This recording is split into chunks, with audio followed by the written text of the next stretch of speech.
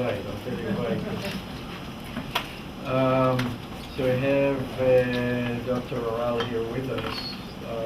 Dr. Oral is a professor of medicine at the University of Michigan in Ann Arbor, where he told me Saturday was a heavy snowstorm.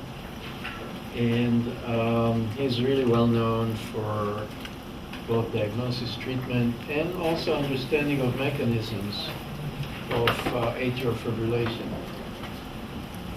The reason they hugged is because he did residency at Baylor. More than residency. More than residency at Baylor.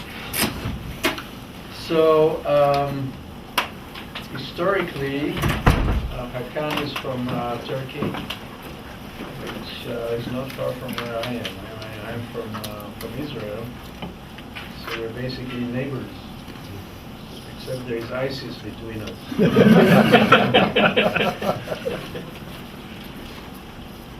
And he then came to Baylor. I think that was your first stop in the United States. And then from there to Michigan, and then stayed in Michigan. And he's really doing fantastic work on atrial arrhythmias, treatment and diagnosis, as well as published beautiful papers regarding the mechanisms of cardiac arrhythmias in patients. So, okay, thank you. Well, thank you for the kind introduction. I'd like to thank Dr. Rudy and the faculty as well as Dr. Mann for the kind invitation. It's an honor and privilege to be here. I had a wonderful meeting with Dr. Rudy last night, and today was fantastic. The amount of things I have learned, and I cannot tell it. It was truly impressive. ECGI, cellular studies, computational. It just was mind-blowing. So what I will tell you today is not to the caliber of what I have learned, but it's just some simple clinical observations and our experience over the last several years, and I'll be happy to take your calls as we go, questions as we go and answer them, and maybe help you out to find clinical applications and find out some answers to questions that we have had for a long while in understanding atrial fibrillation and other arrhythmias. So thank you again. It's a privilege and honor to be here. So I will focus more on ablation of personal atrial fibrillation, because paroxysmal atrial fibrillation is mostly recognized to be a problem of thoracic vein arrhythmogenicity, where the pulmonary veins are the primary mechanism.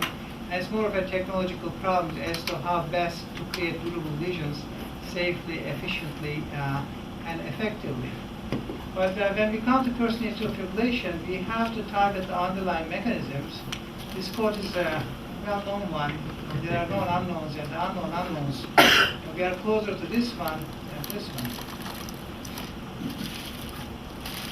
So, as of 2015, if you consider the mechanisms of atrial fibrillation, the only well-established one is pulmonary vein arrhythmogenicity.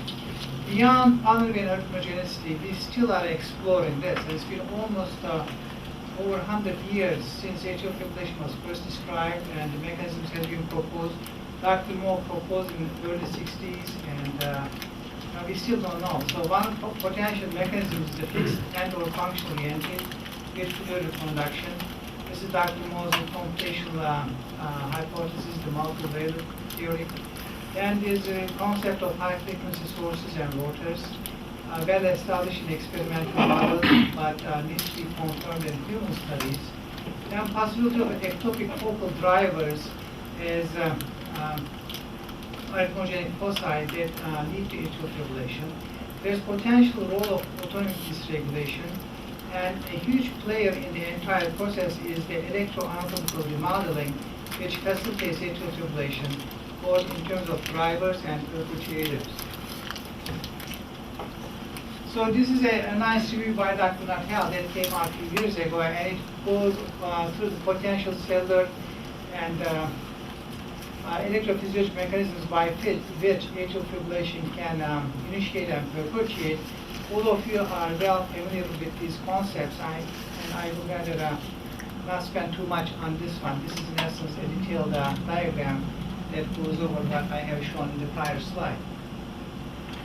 So this is a typical example of pulmonary vein arrhythmogenicity. This catheter is placed in the pulmonary vein, and patient is assigned to them, and repetitive discharges from the left superior, in this case, initiates atrial fibrillation.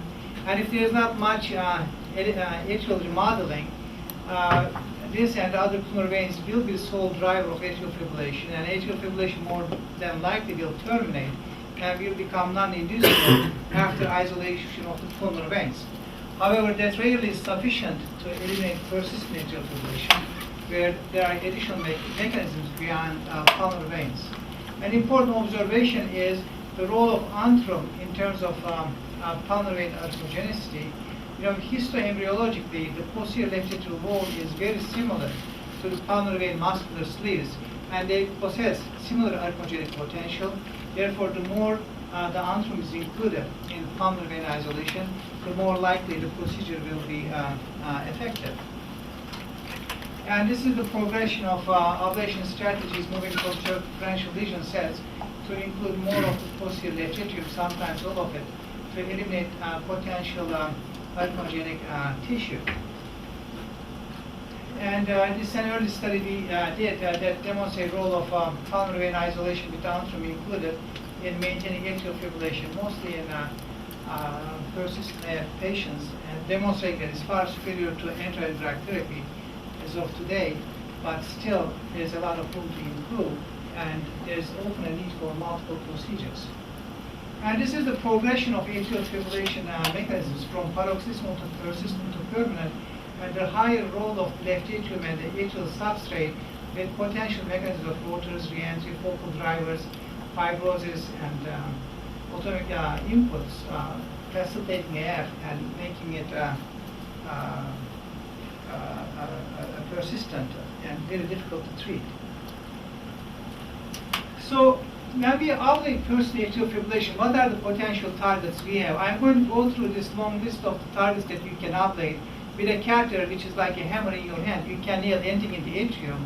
And if there is no atrium, there is no fibrillation either. But we have to do better than ablating everything we see in the atrium. So these are some of the steps that has evolved over the course of years. So Untitled PV isolation is the main ablation step, and all strategies need to start with this one. Then one could add a posterior left atrial box lesion set with isolating the entire posterior left atrium. This goes along with the concept that a posterior antrum is as arrhythmogenic as the myocardial sleeves in the pulmonary veins, and that should be beneficial. And later I will show you data how helpful this can be. And earlier on, linear ablation was proposed. This included left atrial roof lines, mitral isthmus lines, posterior mitral isthmus line, left atrial septal line, anterior wall line, and right atrial lines. You can isolate the coronary sinus. You can ablate the ligament of Marshall either electrically with radiofrequency or by alcohol injection. You could create a cavo-tricuspid isthmus line. You can isolate the left atrial appendage or the right atrial appendage. So the menu is large. You know, which one works better, or do we have to do more than one of these things? And in which patient, what is the best strategy? Those are the critical questions. And do we have data to show that one or more of these is any better than just doing Untitled PV isolation? Or you could do functional mapping and go after potential drivers of atrial fibrillation. One early study suggested ablating complex fraction atrial electrograms could be helpful. The others, based on experience studies, suggested go after rotors. They should improve the outcomes. You can map the high-frequency sources by doing spectral analysis online. You could use the so-called firm mapping, which stands for focal impulse and rotor modulation. Or you could do the ECGI mapping. I should not say much about this here. And then macro and micro reentry could be potential targets. You could go after the focal ectopic drivers and triggers by stimulating or trying to induce AF using pharmacological measures. Or you could ablate the ganglion plexi to improve outcomes. So I will go over these potential targets one by one, and I'll be happy to answer your questions as we move forward. The early study on the ablation of functional targets, potential targets, is based on the study by Dr. Nadamani, who suggested ablating complex fraction atrial electrograms does improve the clinical outcome in patients with atrial fibrillation, and he reported a 90% success rates at 1 year of follow-up, and he didn't even isolate pulmonary veins with this approach. The basis of this approach was going after these continuous electrograms or high-frequency electrograms or size-fit fractionation, assuming that these indicate sites of potential reentry or being potential sites for pivot points of reentry surface or areas of slow conduction or conduction block or wavefront collision based on the epicardial mapping study by Dr. Konings and Alesi in 1997. However, when we looked at the results of cafe-guided ablation both in our series, actually we have conducted prospective randomized studies looking at the role of cafes in patients with burst atrial fibrillation. The success rate over a year was over 30%, around 30% after cafe ablation. And many other centers reported their results after cafe ablation, and it actually is quite disappointing. It's often less than 50%. Not only it doesn't eliminate AF, it also does increase the risk of proarrhythmia in the form of atrial tachycardias and atrial flutters, which prompt repeat ablation procedures, and almost every patient undergoes at least 1 or 2 repeat ablation procedures after ablation of cafes. The problem with the cafes is quite non-specific. When you go after cafes, you might be able to identify 1 or 2 potential drivers, but in trying to find them, you are ablating a lot of areas which are not necessarily critical to atrial fibrillation and create a substrate for proarrhythmia. And its efficacy is rather limited, so it's almost abandoned. And we will go over the more recent studies a few slides later, which shows that there's little or no incremental role of cafe ablation in patients with persistent or paroxysmal forms of atrial fibrillation. And now we have more refined tools such as ECGI or firm-guided ablation, which could help us to better identify the targets. So the other approach one might propose is that because the drivers are likely to have a higher frequency than the passive areas, one could do a spectral mapping and identify the sites with high dominant frequency and go after these sites. So that would make perfect sense in theory, but in reality, a prospective study that came out just last year called Rotors AF study showed that there was no incremental benefit of ablating the high frequency sites over just pulmonary vein isolation. This may not be surprising because if you consider patients with burst atrial fibrillation as a mix of multiple mechanisms in play, after a while, if you think of the oscillators, the frequencies tend to equilibrate in the atrium, and you may not be necessarily able to identify the true high frequency driver without truly high density mapping. It's very easy to map a small area with a very rapid discharge. The other potential pitfall is that when you do spectral mapping, it's very sensitive to power. So if you have an area where the frequency is really high, but the voltage is small, and if you are close to such as a left atrial appendage, where you have a high power, left atrial appendage will dominate your spectral band, and you will not necessarily pick up the high frequency area as the dominant frequency, and will miss that site if you do pure dominant frequency mapping, unless you have truly high resolution mapping and able to differentiate far versus near field contamination and power issues around dominant frequency mapping. The third potential theoretical pitfall is the other one, where you could have a true high frequency driver which can fire for a short period of time, but it can engage another perpetuator which may have a lower frequency than the primary trigger that drives atrial fibrillation, and by the time you are mapping, you will miss the original trigger that initiates AF, and the perpetuator will have a lower frequency and may not necessarily have the highest dominant frequency in your spectral map. So in this Rotors AF study, there was 117 patients and clinical outcomes were very similar at 6 and 12 months, and AF converted only in 12% of the patients. There have been other smaller studies published to date, and many of them confirm these findings. And dominant frequency mapping, with the techniques we have and the resolution we have right now, does not have much of a clinical place in ablating atrial fibrillation.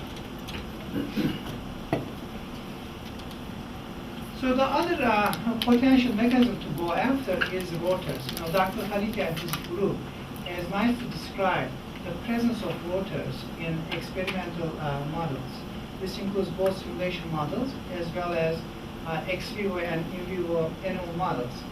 However, the definition of rotor requires optical mapping, which requires toxic multisensitive calcium dyes, which cannot be used in humans. So it cannot be done in the human patients. And based on these observations in the animals, it was proposed that this could be the predominant mechanism of atrial fibrillation in patients with atrial fibrillation. This is an example of rotor. You have an area of phase similarity around which the rotor revolves, and they have demonstrated spatiotemporal stability of rotors. As much as they may meander a couple of centimeters, they are there for several seconds at least in these models. And this is another phase map from experimental study, and nicely shows the spiral waves and the area of phase similarity in these nice maps. And based on the concept of rotors as a driver of atrial fibrillation, Sanjeev Narayan proposed an in vivo mapping approach called the focal impulse and rotor modulation, firm mapping. This approach utilizes intracavitary baskets with 64 electrodes, and then the signals, unipolar signals, are acquired and heavily processed. Then there's extensive interpolation required to account for the missing electrodes, because almost half of the electrodes will not require high-quality signals, and they have to be interpolated. And he has made assumptions accounting for the possible activation rates and ERT and AEPD durations. And subsequently, he used Hilbert transform to create phase maps of the human atria, and he was able to demonstrate rotational activation, such as in this patient, you see. And this is a rotor, and this is a focal spread, the two different types of activation. And he reported over 80% were primarily due to rotors, and around 20% were simply focal activation. And by just going after these sites, he was able to terminate atrial fibrillation, and he reported outcomes in the landmark confirmed trial. It also required minutes of ablation around these sites in a circular way to terminate atrial fibrillation. And pulmonary vein isolation was not performed, was not required to terminate AF. And this is another example of rotational activation, and this is just the electrogram data. It suggests kind of a reentrant activity accounting for the entire cycle length. But if you were mapping AF on your own, there is nothing special about these electrograms that would make you go after them. It is the signal processing and the phase transformation, Hilbert transformation, that makes the spiral activation apparent. So in the confirmed trial, he reported excellent outcomes. Just when firm guided ablation was far superior to conventional pulmonary vein isolation. And more interestingly, if the ablation lesion set went through a rotor, or when a rotor was identified, the clinical outcome was far superior to when a rotor was not ablated. So this was very encouraging news, because just it made all the case that rotors are primary drivers of at least persistent atrial fibrillation. They can be accurately mapped in human subjects. We cannot do optical mapping with firm-guided mapping. It's possible to identify them and also effectively ablate them and improve the outcomes in patients with persistent atrial fibrillation. And this was a prospective randomized multi-center trial. However, later on there were follow-up reports from the very same registry that reported less favorable outcomes. For example, UCLA is one of the centers that participated in the confirmed trial, and they have done 23 patients, which is like 1/3 of patients in confirmed, 1/4 of patients in confirmed, and the clinical outcome was less favorable than originally reported during longer-term follow-up, which was close to 2 years of follow-up.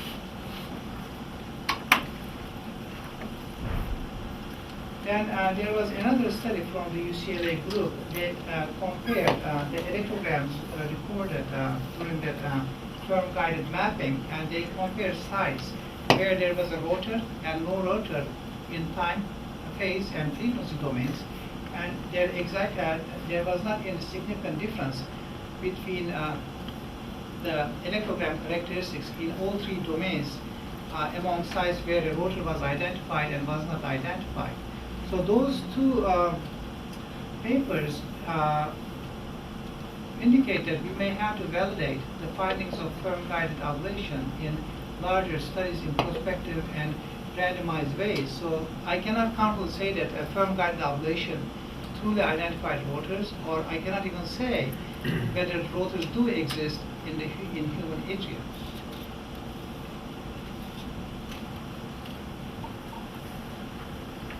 So the next one is the body surface CGI mapping, which Dr. Rudy and his team has invented many years ago, and this appears to be a very helpful tool.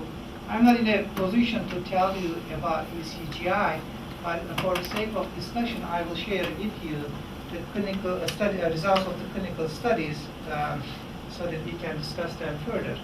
No, I think a most important clinical study in AF domain came from Bordeaux, which looked at atrial activation in patients with atrial fibrillation, and there were interesting findings. They looked at the number of rotors and which increased with the duration of atrial fibrillation. And they had beautiful images of rotation activation. And this is another projection of where the rotor sites were identified. In contrast, the firm-guided ablation, where rotors were shown to be stable over minutes. In Dr. Hasagir's study, it turned out that the mean duration of the rotor was around 400 milliseconds. They often were transient. And to be able to identify potential targets, what they have observed was that there often was a site preference for rotors to exist. So they created a map of a hierarchy of rotors as to which sites they are more likely, more probable to be observed. And they targeted those sites and reported good clinical outcomes. And the mean number of rotations was just around 3 rotations in their study, as opposed to Sanjeev's study, where rotors kept rotating for a long time. So this also begs the other question: is that what defines a rotor? How many times do you have to rotate around to become a rotor? What is a rotor? So this is the results of the clinical study. I'm sure you are more familiar with this than I am. Just by targeting rotors, I think the mean duration of ablation was around 17 minutes or so. They had clinical outcomes similar to that achieved with more extensive stepwise guided ablation, where you have to ablate for almost 2 hours to achieve some similar success rates. However, there are special issues around body surface mapping as well. The spatial-temporal resolution can be limited. The sampling duration is rather short, 5 seconds. The primary reason for this is to eliminate far-field contamination from the QRSs, so it tries to map between the R waves, and sometimes it's necessary to slow down the ventricular rate by AV blocking agents. QRS interference can be a contributing factor. And it also requires some interpolation. We have to account for the meandering of the rotors. Is it possible that the spatial temporal resolution was not sufficient to pick up the meandering? That's why the rotors were shorter lived in body surface mapping than firm-guided ablation. And we all know that in experimental models and simulation models, rotors are often 3-dimensional. So we see more of the epicardium.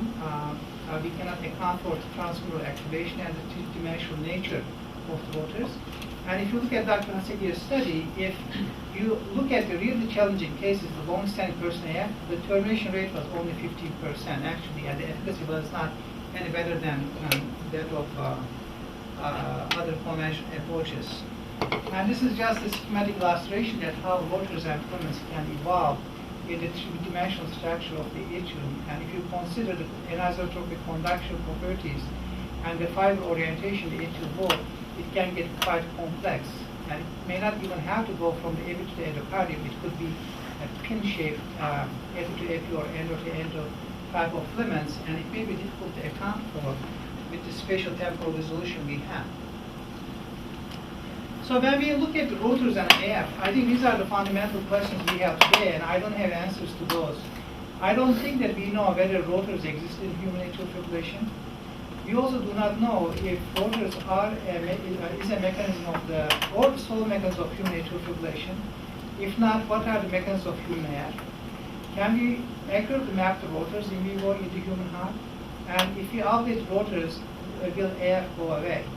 So these are, I think, important questions we still have to answer. And with evolving technologies, it's more likely that we'll have answers in the near future. But as of today, I don't think that we do have answers for these critical questions. So another approach that has been proposed is the role of left atrial appendage. Now, there were early studies where a high prevalence of ectopic foci within the left atrial appendage were reported, and targeting those sites was associated with an improvement in clinical outcome. So here a lot of counters placed in the left atrial appendage, and you can see it in the intracardiac echo view. And ablation around left atrial appendage improved clinical outcome, and I'll show some clinical data. For example, this was an early study from 2010. The success rate was 27% superior when left atrial appendage isolation was performed. And this is an example where AF is triggered with an ectopic focus from left atrial appendage, and by isolating the appendage, sinuses is restored. And here is another example that left atrial appendage potentials are here, and there's and then you get complete isolation of the left atrial appendage. There is a recent prospective study that looked at, this is the registered data from 2010, shows that left atrial isolation is superior to focal ablation of left atrial appendage, and isolation of left atrial appendage is far superior to focal ablation of ectopic foci. There's a recent study which was just reported in the European Society of Cardiology. It's a prospective randomized trial of 173 patients with personal atrial fibrillation. Patients were randomized to standard ablation, which includes pulmonary isolation and superior vena cava isolation, as opposed to standard ablation with left appendage isolation. At 1 year, 28% versus 56% were arrhythmia-free, and it was significant. At 2 years, after 30% redo rate, the efficacy rate was approximately 20% higher when left atrial isolation was performed, and they also reported a 55% reduction in the arrhythmia burden.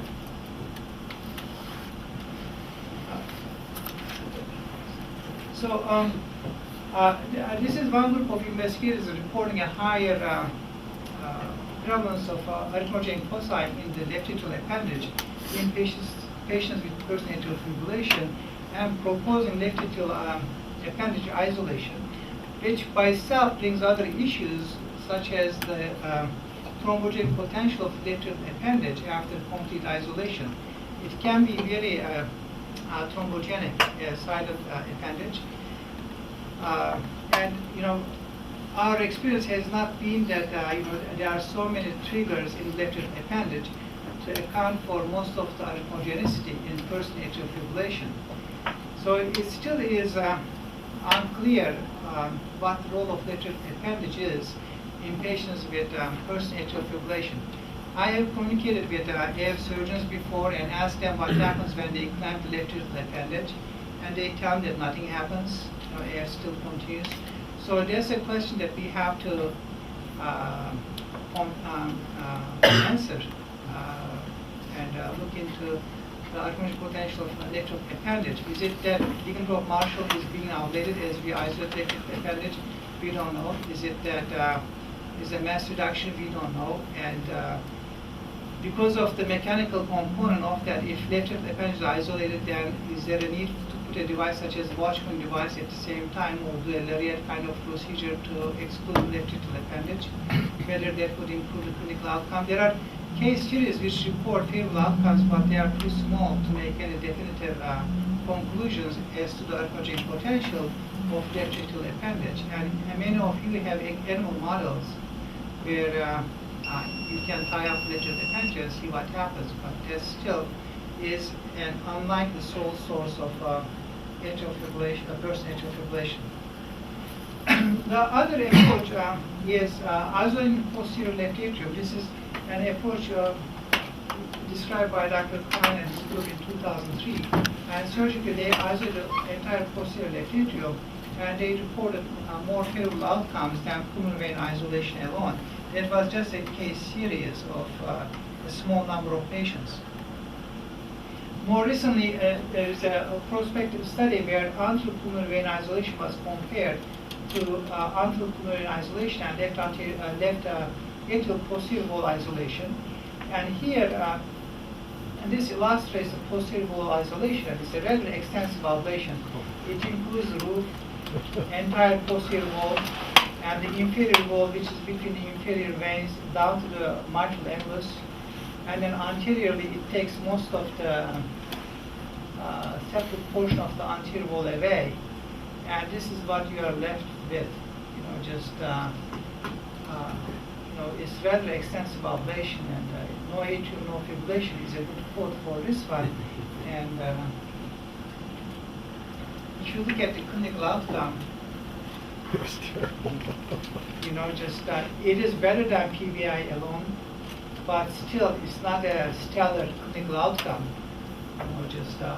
Long-term follow-up time is 36, around 40%.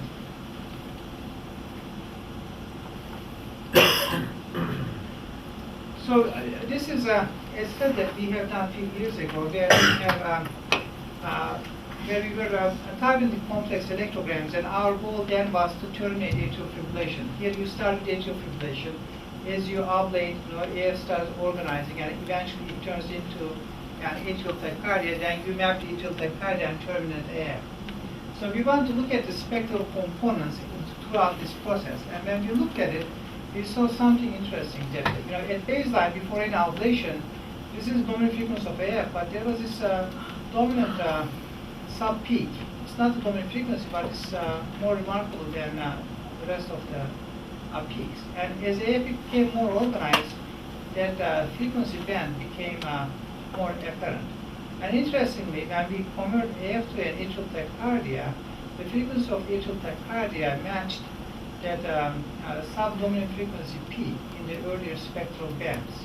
So that led us think that whether that kind of a macro-reentral tachycardia could be present at baseline and has been masked by higher frequency drivers and fibrillary conduction.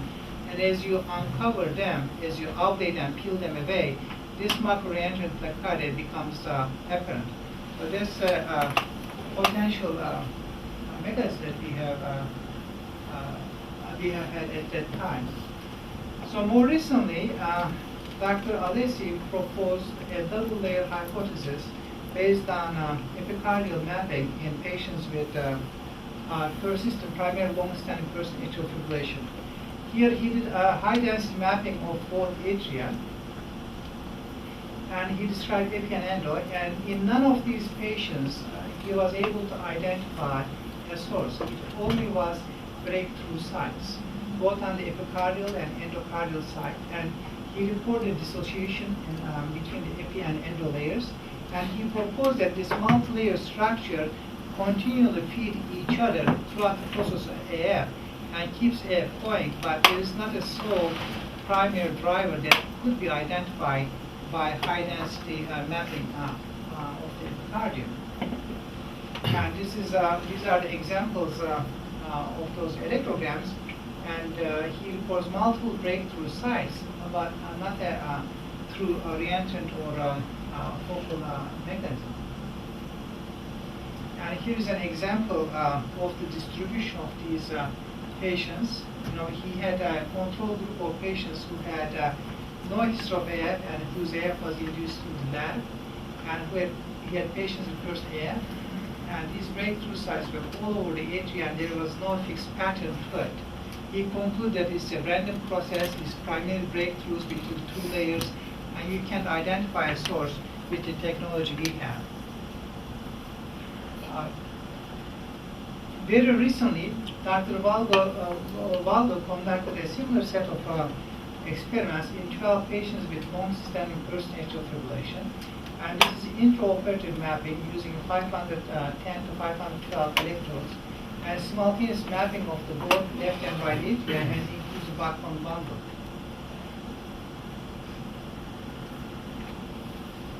And here, in 11 out of 12 patients, we reported focal drivers. And these focal drivers usually behave as intermittent sources. Few were persistent, but majority were intermittent sources. He also reported non-random breakthroughs and random breakthroughs. Random breakthroughs being more prevalent than non-random ones. And these are the activation maps he created from analysis of unipolar electrograms in different time frames. And here you see a focal source.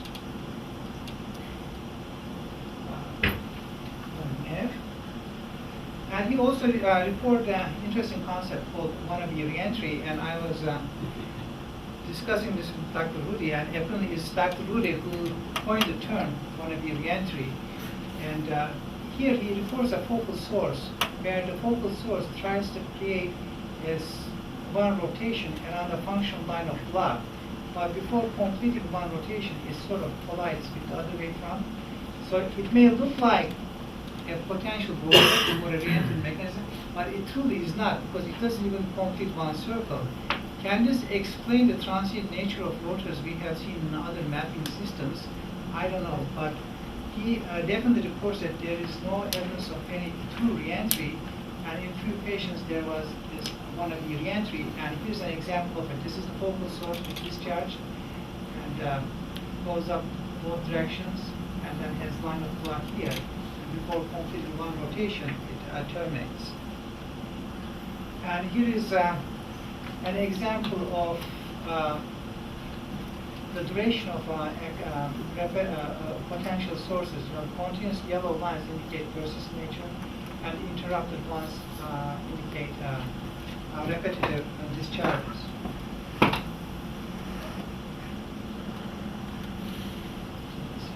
And this is a movie of the wannabe reentries.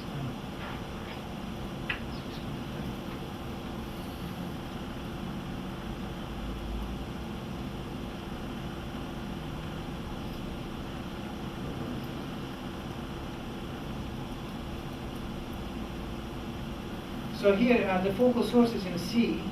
It starts in C, right here, and goes around it and collides here and dies away, and doesn't complete one rotation. In the left atrial appendage in that area, there's a lot of pectinate muscle. Yeah. Man, I have a hard time believing it's not reentry. He's not saying it's reentry. It's one No, I have a hard time believing it's not reentry. I mean, I could lay out a pathway. The fact that he can't map it all out on the epicardium, there's that complex anatomy that's in that area that could cause that to be reentry. From the pectinate. Yeah, there's all these underlying pectinate muscles that can give you. Well, following your lines, it's not too difficult to visualize this as a rotor. If No. you wanted to, you could. If you wanted, you could make it reentry too. It's just, it depends on the pair of glasses and the vision you have. Well, no, it depends on the amount of data you have, and he doesn't have the endocardial data, so it's hard to tell. Yeah. I mean, he's definitely right. You can't make an absolute conclusion on that. But boy, oh boy, that sure looks like reentry, smells like reentry. I bet it you is reentry. I'd be willing to bet on it that it's reentry. Okay, when we are in lab, so what are the ablation endpoints? This depends on the time of the day, whether dinner is ready or not. It's just when you want to go home. So, there are a couple of endpoints you could use. One is you can go after the completion of predetermined lesion set. This could be the PV isolation. Locally, you look at local voltage abatement. You can look at local pacing capture, which has been shown to improve clinical outcomes. Confirming the entrance and exit block to the in and out of the lesion set you created is important. Linear conduction block is important. Then you need to eliminate the intended targets identified via mapping if you are using functional mapping. Critical increase in mean cycle length, activation rate, or dominant frequency have been reported in smaller studies to be associated with better outcomes. And termination of AF to sinus rhythm or atrial tachycardia or flutter has been proposed as a sufficient endpoint, which I will discuss in a second. Then non-inducibility using isocortical adenosine or rapid atrial pacing is another endpoint.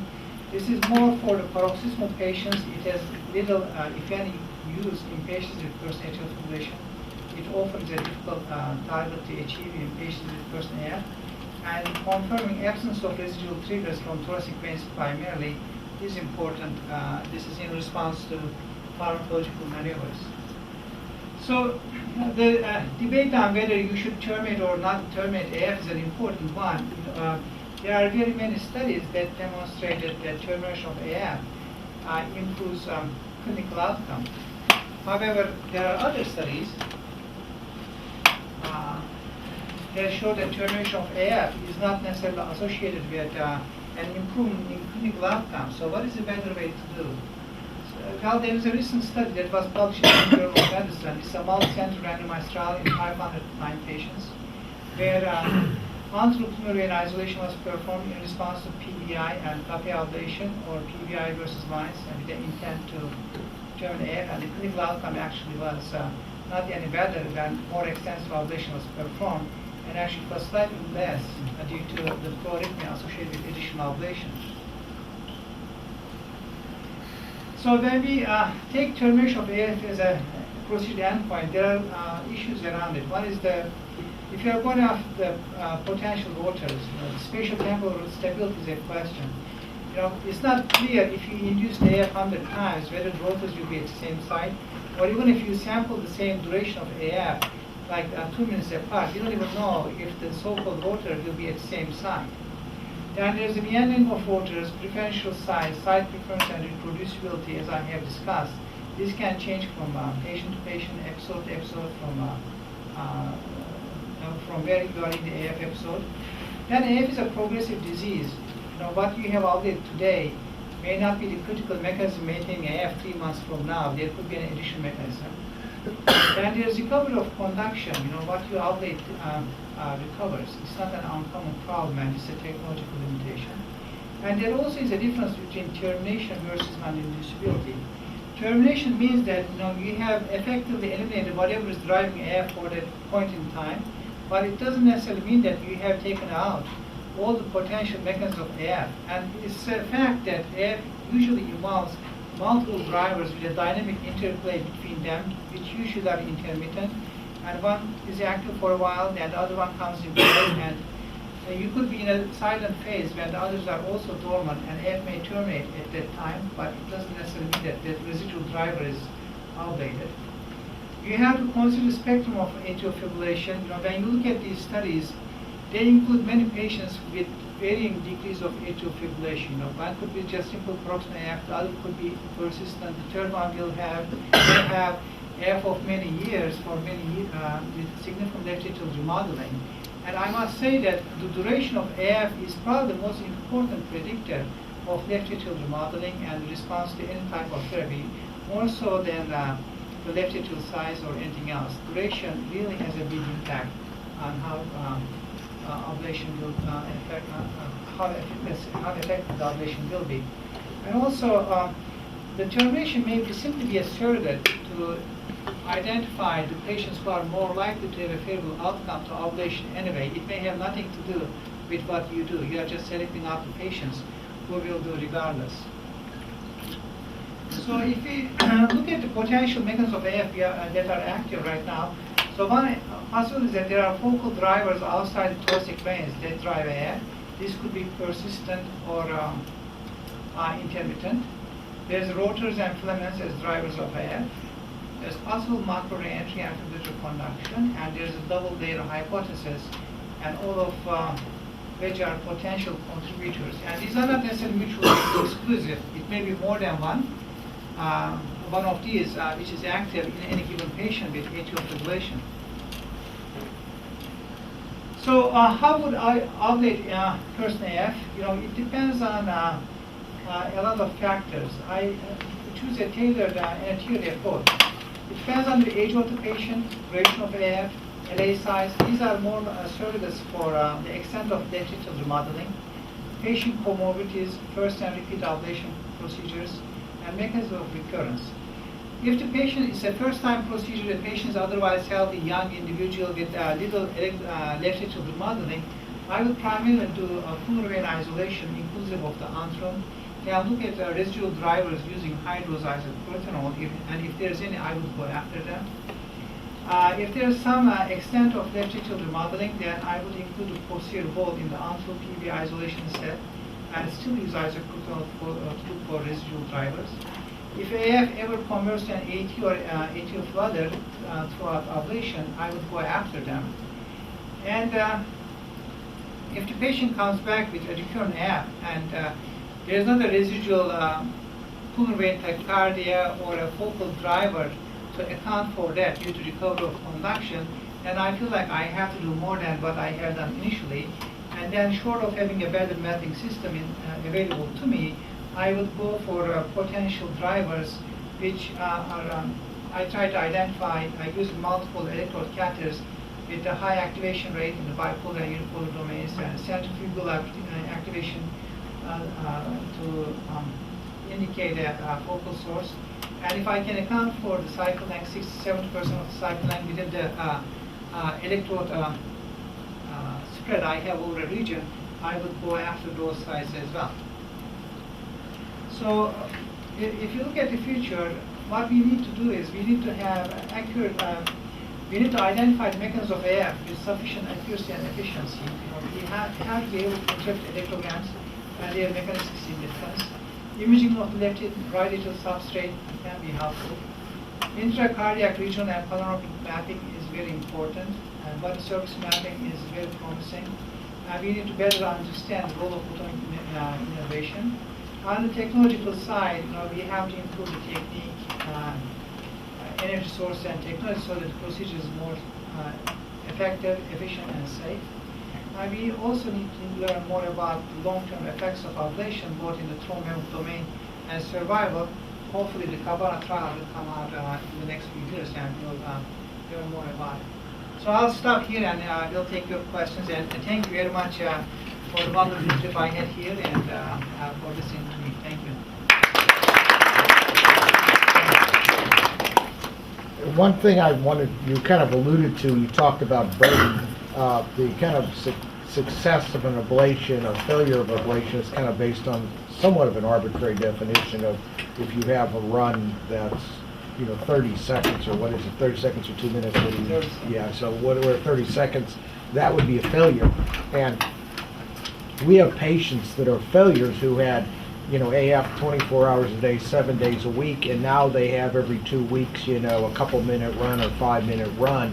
So this whole idea of burden, I think, is important. It's going to need to be brought into the definition of success and failure. And I was wondering, how are you assessing burden in your patients, either preoperatively or postoperatively? Well, that's an excellent point because patients may have an AF for 5 years, and now that they had 5 minutes of AF every other week, it's a failure. It's actually a true success. Right. The challenge with burden is how to quantify it accurately and scientifically. The ideal way of doing it is having an implantable loop recorder, which, however, is invasive and expensive. An implantable loop recorder is more expensive than a pacemaker implant. Short of that, the other approach is using event monitors periodically for up to 3 weeks or so, and using it as a surrogate for the just follow-up period. What are you doing? Are you doing trying to do any measurements of burden or? Yeah, we do. Recently we looked at outcomes based on burden, and what we do is we utilize external event recorders for 3 weeks or so, usually around a year after the ablation procedure. I think it's more meaningful than absolute elimination of AF. So Hakan, why does AF become permanent and unablatable? Is it there's so many different pathways that you can't possibly target, or there's so many different mechanisms? I'm just trying to, maybe the way to approach the problem is understanding if you can't fix it, what makes it unfixable? Like in heart failure, it's like if there's no tissue left, for medicines to work on, it's time to transplant or put a valve in it. So what it's persistent, what makes it untreatable? So I think, when AF is paroxysmal, the predominant mechanism of AF is the pulmonary vein and thoracic vein atherogenic. So if you take them out, it usually is sufficient. As it becomes persistent and long-term persistent, it becomes a global problem, and there are likely more than one mechanism driving AF in the atrium. Whether it's a rotor, whether it's a macro reentry, or whether it's double layers feeding each other. The simple answer to your question is that we don't know what it is. So when we don't know what it is, it's hard to target. And when we do more extensive ablation, we probably take out one or more of those, improve outcomes some, but it's rather non-specific. So the firm-guided ablation, ECGI, are trying to help us to better see what we need to ablate. That was a wonderful presentation. It's striking to see how the outcomes, whatever that's a new technique, are steadily getting worse and worse over time. Outcomes from 15 years ago, they were 90%, but now it's like 20 or 30%. We're at a point where we're paying a lot more attention to both the substrate and the panoramic imaging, and that seems like it's going to inform us somehow. You didn't speak directly about scar imaging and what to do when you see somebody that seems to have a lot of pathology. Does that influence how you're approaching the patients? Yeah, I didn't speak about it because Nasser was here a week or two ago. So, I'm sure you know more about it than I do. So it's just, he must have brainwashed you. So, if you have an analogy to VT, that should make sense to go after the scar areas. But rotors do not necessarily always develop around the scar areas, and the focal sources are not around the scar, and it's not a macro reentry. If you look at Dr. Rivaldo's data, it's just 12 patients, but his proposal is primarily a focal problem, and it doesn't have much to do with the scar. But it would make sense, at least as a substrate for potential diseased tissue, where you are more likely to have a focal source, also a reentrant source. It might make sense. The challenge with scar mapping is it's extremely difficult to do it with MR. We've been trying for 10 years, and we cannot see those fibrotic areas in the atrium. I have been working with our radiology team. It's just they can't see it. They can't. And we even got the protocol from Nasser, but it just. And hopefully one day we will. So we weren't able to reproduce. Having said that, it's not too difficult to create a scar map in the atrium once you are there. You can use voltage as a surrogate. And I don't know if that will improve outcomes. I know of the decaf studies, they look good, but there's again one other study approach that needs to be validated in multi-center trials in a prospective. So, just a few comments I'd like to make. So first of all, I think results are getting worse and worse in percentage. So you have to think about it. Maybe doctors' training is not as good as but the other possibility is that there are many more ablation being done, or people live longer and getting to more difficult stages of remodeling that were not tackled before, and just like there is more cancer. Those statements are difficult to trace. So I don't know what's the answer. The others, these are just free comments here. The other comment is that I think, the reason you can't cure atrial fibrillation, because I think coining a name for some disorder based on the ECG is such a... It's a different disease or different... It's such an irresponsible thing because Yeah. it's very non-specific and it covers a huge array of many different things. And because we try to simplify the world as people, we give it names. So somebody gave it a name, atrial fibrillation, based on those blips in the ECG, but not all atrial fibrillations are the same. And the third comment is that on ECG, two things. First, the results from Hasegaard, it's ECI plus Hilbert transform phase mapping. That's different from ECGI without. You have to be careful, just like the wannabe, you know, all those terminologies is very critical because people talk about something and argue about something and they mean two different things. So ECGI with phase transform is different from ECGI without phase transform. And in the paper that Phil was first author where we use activation times, we see much more complex results. We see many different types of re-entry and wannabe re-entry and focal and all of them in one patient.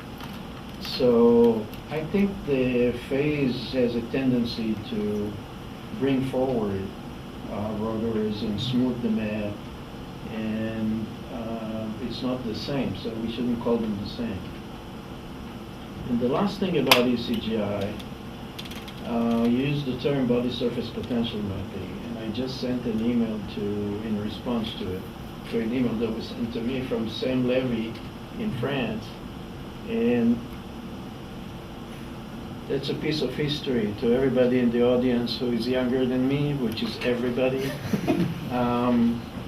The body surface potential mapping was something that was very popular 40 years ago and was called body surface potential mapping. And what it was just an extension of the ECG to, instead of the 12 lead ECG or 3 leads ECG, to do 180 lead ECG. But the rest of it was just interpretation from the body surface. And there are many people who were following this in Europe, Bruno Tachycardias and Fred Kornreich, and in this country, Jerry Liebman, and the other, Alan Scher, many. And it was popular for 10 years and didn't yield any results. I was part of some of it, and then it occurred to me that the big limitation of body surface potential mapping is exactly the fact that you don't go back to the heart, but you try to interpret still things from the body surface with low resolution, far from the heart, with all of the properties of the field theory that tell you that every electrode measures an integral over the entire heart. All of that was not addressed. So ECGI is not body surface potential mapping. It used body surface potential maps as an input, but it's probably better not to call it body surface potential mapping. I think electrocardiographic imaging or non-invasive epicardial mapping are much better terms because they tell you that it's on the heart and not just the body surface. The body surface potential mapping story basically died after 10 years because the gain was very limited. So, just my comments.